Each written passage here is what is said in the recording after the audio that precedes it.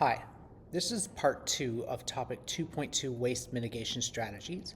And in this, we're going to talk a little bit about the linear economy and then compare that to the circular economy. So, to start with, linear economy is an economy based on make, use, and dispose model. And this is the typical way that we produce things. So essentially, we extract natural resources, we transport them to where they're made, we use them and then dispose of them in landfill or incineration or some other way where they just basically they leave as part of the waste stream rather than us reusing them. So that's the linear economy. And of course, there's problems with the linear economy.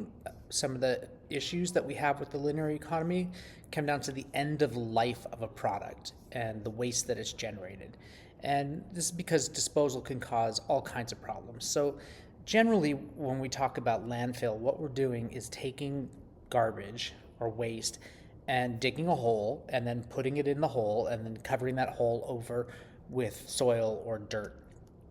And this can cause problems because as the waste is compacted, as the waste starts to decompose, it can leave voids, and those voids can cause things like sinkholes. So, this is an example of a collapsing landfill. This is a sinkhole right here where the waste would have decomposed or compacted, and that's going to leave those voids where the earth above will fall into them. So, this is a risk. It's called the risk of subsidence. It generates odors. So again, as as the waste is decomposing, it's going to create different types of gases, particularly methane is one of the main ones that is a problem. And this is usually caused by organic waste that is being decomposed. So this would be all of the food scraps and things like that. And so that is going to decompose, and there are ways to deal with this. So, for instance, quite often the landfill gas is burned. So sometimes when you go by a landfill, you'll see that they have a flame that's burning. Other times they actually convert this into energy. So that's actually a good use of the gases that come off there. But you also get these other toxic kind of gases from the decomposition of plastics and inappropriately disposed of things. So that all can be a problem.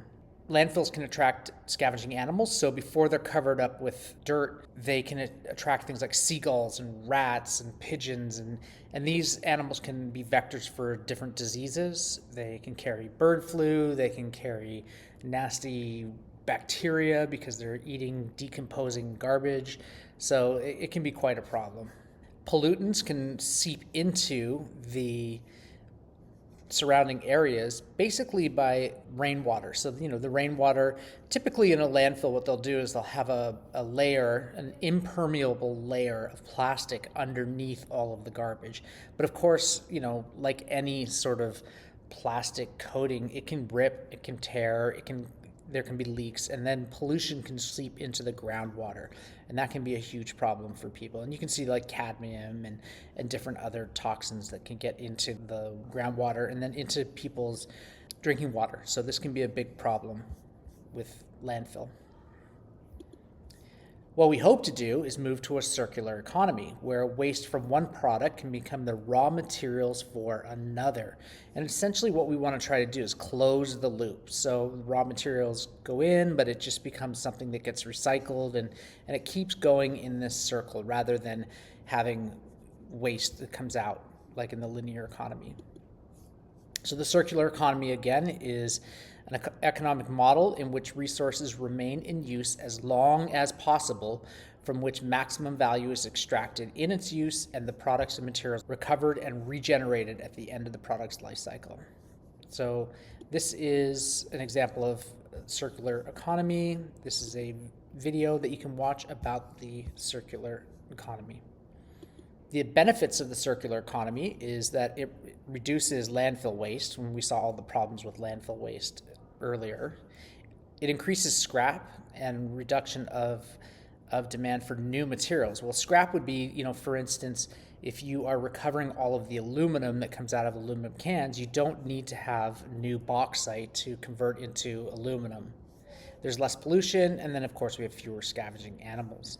In the EU, these are things that are required to be taken back. So quite often, circular economies involve take-back programs. So for instance, automobiles and vehicles have to be taken back, medical devices, lighting equipment, all of these things in here have to be taken back by the companies that produce them in the EU. And the EU tends to have the most strict environmental regulations compared to other markets around the world.